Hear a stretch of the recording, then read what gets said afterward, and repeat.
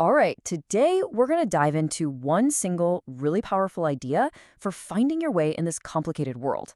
It's called Rule 4. And honestly, it's a way of looking at things that could completely transform your life. You know, most of us, when we hear the word responsibility, we picture something like this, a huge, crushing weight, something to avoid at all costs, right? But what if we've got that completely backward? What if picking up that weight voluntarily is the one thing that actually gives us strength, the thing that holds our world together when everything else seems to be falling apart? So, to understand this rule, we have to start with a basic truth about life, one we all kind of know in our bones. And that truth is life is hard. It just is. There's a baseline level of suffering and chaos baked into the system. In fact, ancient wisdom traditions even have a specific word for this. In the Pali language, it's dukkha, and it literally means a bad hole, like the axle hole on a cartwheel. Now, if that hole isn't perfectly centered, what happens? The whole ride is going to be bumpy and awful. And isn't that just the perfect metaphor for life? At its core, it's a bumpy ride. And look, this isn't just some dusty ancient idea. We live this every day. Relationships fail, jobs don't pan out, our best laid plans just disintegrate. You turn on the news and it's chaos. It seems like the default state of things is to fall apart. So the real question is, what are we supposed to do about it? Right, so if we can't just run away from the chaos, and we can't, what's the solution? Well, it's a bit of a paradox. The answer isn't to escape the breakdown. It's to turn around, face it, and see it as something else entirely. To see it as an opportunity. So I want you to really think about this for a second. In a world that seems defined by its problems, by all the things that are broken, where could we possibly find a real, genuine, meaningful opportunity? And here it is, this is the answer. This is Rule 4, in full. Notice that opportunity lurks where responsibility has been abdicated. Think about that. Wherever you see something broken, a job no one wants to do, a problem everyone is complaining about but ignoring, that's it. That's the X on the treasure map. That's where the most valuable work is just sitting there waiting to be done.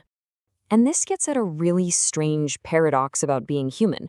We think we want an easy life, but easy things are almost never meaningful. The meaning that actually gets you through the hard times, it's found by taking on the difficult stuff. It's like playing a game, right? You voluntarily accept a bunch of rules that make it harder, like a bishop can only move diagonally. Why would you do that? Because without the challenge, without the difficulty, there's no game at all. And life, in a really deep way, is just like that.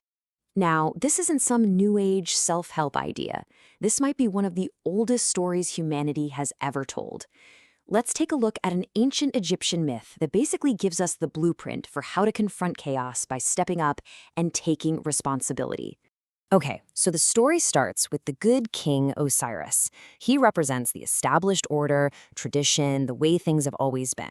But over time, the kingdom gets old, things start to decay, and Osiris becomes willfully blind. He knows things are wrong, he sees the problems, but he chooses to look away. He hopes they'll just fix themselves. And what happens when good people abdicate responsibility? Well, something always rushes in to fill that vacuum, and it's usually not good. Osiris's evil brother Set, who represents chaos and tyranny, sees the weakness. He exploits the broken-down order, kills Osiris, and throws the whole world into absolute chaos. The kingdom is literally torn to pieces. But out of that chaos, a hero emerges, Horus, the son of Osiris. And what's his special gift? It's his eye. His superpower is courageous attention. It's the ability and the willingness to see the world exactly as it is, monsters and all, and to voluntarily go out and face it. And this myth, it just brilliantly lays out two fundamental paths in life. On the one hand, you've got the path of Peter Pan, the eternal child.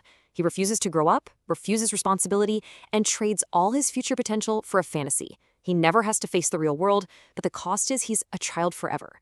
And on the other hand, you have Horus. He chooses to confront the tyrant, to accept the ultimate responsibility. And in doing so, he not only grows up, he brings his father back from the dead and restores the entire kingdom. So this is way more than just an ancient story. It's a map of our own psychology. How does this pattern actually work inside our own heads? Why is it that taking on a burden is the thing that can actually set you free? Well, we're always told, pursue happiness. But happiness is usually just a fleeting emotion, right? It's impulsive, chasing it is an unreliable way to live. But think about this. The most reliable source of positive feeling in life isn't getting what you want. It's the feeling you get when you see yourself making progress toward a goal that you know is valuable. The adoption of responsibility. That's what creates a life of meaning. And here's why that works. Because you are not just the person who exists in this very second. You are a whole community of people that stretches across time. There's the you of tomorrow morning, the you of next year, the you in 10 years. Acting responsibly means you stop sacrificing that future person for a little bit of easy pleasure right now. It means you're finally making peace with the person you're trying to become.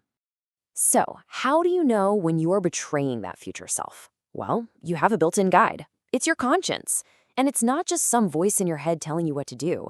It's a deep, primal instinct that lets you know when you've stepped off the path. That little pang of guilt or shame, that's not just annoying static. It is crucial information. It's a signal telling you to get back on track. Okay, so let's bring all this down to earth. Let's make it a personal call to action. How do you actually use this rule to turn your own frustrations into a real, meaningful adventure? You start by paying attention to what makes you bitter or resentful or just frustrated. That little voice in your head that says, someone should really do something about this. That's not just a complaint. That's a signal. Your own conscience is pointing its finger directly at a place where responsibility has been dropped, and it's calling out your name. So, here's the practical game plan. First, just notice. Notice what's not right in your own little world. Second, ask yourself, okay, what responsibility is being ignored here? Third, and this is the most important part, start small. You don't have to fix the world's biggest problems tomorrow. Just find one small thing you can fix and do it. And finally, step 4, find the meaning not in the victory, but in the struggle itself, in the courage it takes to try. So, I'll just leave you with this question.